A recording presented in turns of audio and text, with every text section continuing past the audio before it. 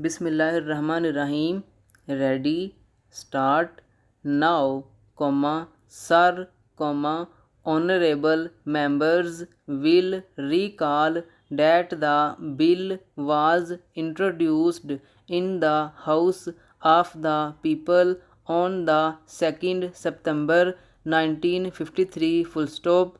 It has had a long history and in one form or another, it has been before he public since the end of 1949. Full stop. In the statement of objects and reasons, the various stages through which the bill has passed since 1946 have been summarized, and I need not recapitulate on this occasion the circumstances in which the then government of India took the decision in early 1946 to initiate an inquiry into the reform of our company law. Full stop.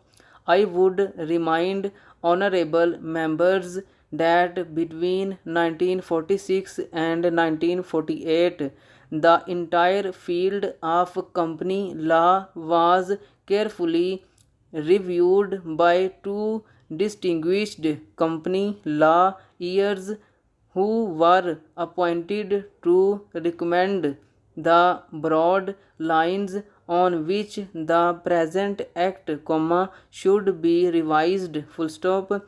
Their recommendations were examined in the then Ministry of Commerce, and certain tentative departmental views which emerged were circulated in a comprehensive memorandum to all recognized trade and industrial associations, bar associations, the high courts and the state governments. Full stop.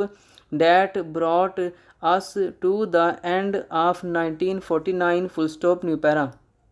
Many representations on this memorandum were duly received from chambers of commerce, trade and industrial associations, state governments and the general public. Full stop.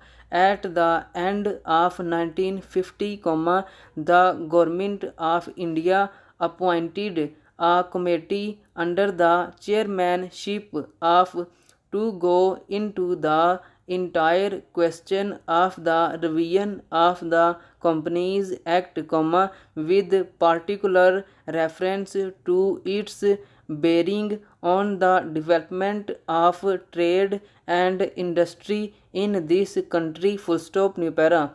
This committee examined a large number of witnesses in many parts of the country and submitted its report in March 1952. Full stop.